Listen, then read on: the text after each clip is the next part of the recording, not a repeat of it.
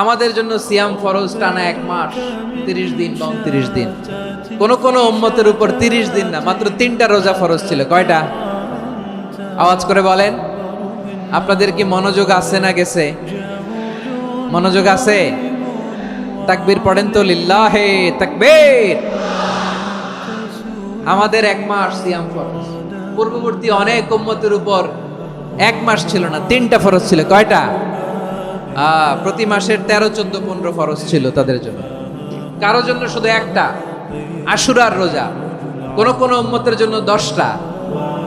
কোন কোন উম্মতের জন্য রোজা ফরজ ছিল মৌনতার রোজা, আরবিতে বলে সৌমুল ইনসাত, মানে সারাদিন খেতে পারবে, পান করতে পারবে, স্ত্রীর সাথে মেলামেশা করতে পারবে, কিন্তু কথা বলতে পারবে না। কথা বললেই তাদের রোজা ভেঙে যেতে। পড়েন সুবহানাল্লাহ।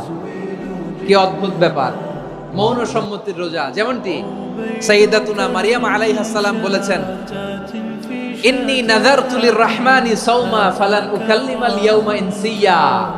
তিনি বলেছেন, আজকে আমি রহমানের জন্য, মানে আল্লাহর জন্য রোজা মানত করেছি, আজকে আমি কারোর সাথে কথা বলতে পারবো না।